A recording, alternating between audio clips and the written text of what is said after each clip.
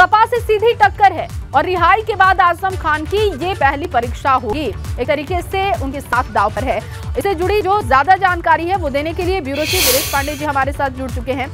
वीरेश जी, क्योंकि जो अहम जानकारियां है वो तो हमने दर्शकों के साथ साझा कर दी, लेकिन ये कितना दिलचस्प मुकाबला होगा रामपुर का इस बार, क्योंकि जो घनश्याम लोधी थे वो एक समय में समाजवादी पार्टी के साथ थे और माना जाता था कि आजम खान के बेहद करीबी थे, लेकिन अब वो भारतीय जनता पार्टी में हैं और आसिम राजा दूसरी तरफ है। तो ये मुकाबला किस तरीके का इस बार रहने वाला है?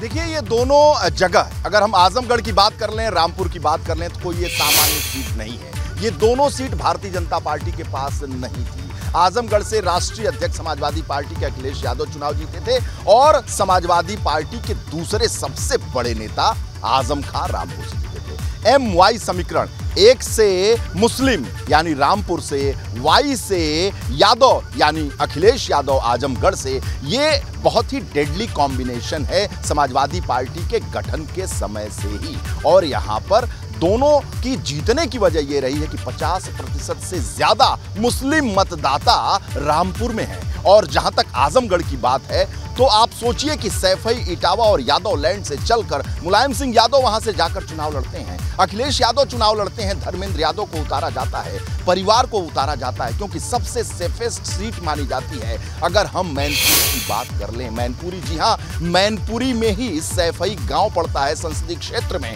और जसवंत नगर विधानसभा का वो पार्ट है। तो ऐसे में कहा जाता है कि रोम जो है वो पोप का और आजमगढ़ गोप का। तो यादवों की एक बड़ी संख्या है और साथ ही साथ मुस्लिम मतदाताओं की एक बड़ी संख्या है, इसलिए बहुत ही सुरक्षित सीट मानी जाती है। इस लिहाज से अगर देखा जाए तो भारतीय जनता पार्टी ने अपने आधे दर्जन मंत्रियों को आजमगढ़ में लगाया है और आधे दर्जन से ज्यादा मंत्रियों, सांसदों और विधायकों को रामपुर में लगाया है। घेराबंदी करना चाहती है भारतीय जनता पार्टी और दिनेश लाल यादव निरहुआ, जिनके अंदर ग्लैमर भी है और वो अपने यादव बिरादरी के अंदर एक आइकॉन की तरह माने जाते हैं। अखिलेश यादव को उन्होंने चुनौती भी दी थी, ऐसे में उन्हें प्रत्याशी बनाया गया। इस वजह से समाजवादी पार्टी ने अपने परिवार के एक व्यक्ति को, धर्मेंद्र यादव को वहां उतारा है, क्योंकि जो अंदर की खबर आ रही थी वो ये खबर ये थी कि मामला गंभीर है। दिनेश लाल यादव निरहुआ को यादव मतदाता मतदान करने जा रहे हैं। ऐसे में जो इंटरनल रिपोर्ट समाजवादी पार्टी के मुखिया के पास आई, आनन फानन में फैसला हुआ और परिवार के लोग बैठे, जिसमें रामगोपाल यादव की भी सहमति ली गई, मुलायम सिंह यादव का आशीर्वाद लिया गया और अखिलेश यादव ने अपने जो पदाधिकारी, नेता और विधायकों से संपर्क साधा और ऐसे में धर्मेंद्र यादव के नाम की घोषणा की गई। धर्मेंद्र यादव एक उचित कैंडिडेट है। बदायूं से 2 बार के सांसद, मैनपुरी से 1 बार के सांसद और जो यादव परिवार है उसमें सबसे ज्यादा विलक्षण प्रतिभा के धनी जो युवा हैं, अखिलेश यादव को अगर हम छोड़ दें, मुलायम सिंह यादव के व्यक्तित्व को छोड़ दें, शिवपाल यादव और रामगोपाल यादव को छोड़ दें, तो नई पीढ़ी में सबसे ज्यादा बेहतरीन कैंडिडेट अगर कोई हो सकता है वो धर्मेंद्र यादव हैं। ये समाजवादी पार्टी के लोग जानते हैं, ये विपक्ष भी जानता है, भारतीय जनता पार्टी ये जानती है। इसी वजह से उसने आधे दर्जन से ज्यादा लोगों को लगा दिया है और रामपुर में भी घेराबंदी कर दी है। औलख को लगाया है, वहां के आसपास के जितने मंत्री हैं उनको लगाया है। आजमगढ़ में दयाशंकर सिंह और गिरीश यादव को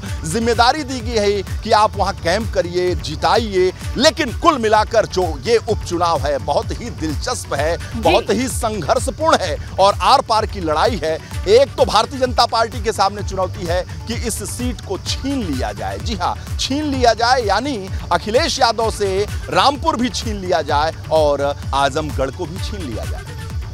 जी, लेकिन वीरेश जी, लगातार हम देख रहे हैं कि एक मार्मिक अपील भी आजम खान ने कल की थी कि किस तरीके से उन्होंने कहा कि मुश्किल बहुत ज़्यादा है मेरी और आसिम राजा अगर जीतते हैं तो वो मुश्किलें कम होंगी। हालांकि देखना होगा कि वहां पर अब क्या तस्वीरें बनती है। चुनाव प्रचार में दमखम दिखाते हुए तो अब दिखाई दे रहे हैं तमाम नेता। आगे भी जो अपडेट होगा वीरेश जी आपसे लेंगे। फिलहाल के लिए आपका बहुत शुक्रिया तमाम जानकारी के लिए।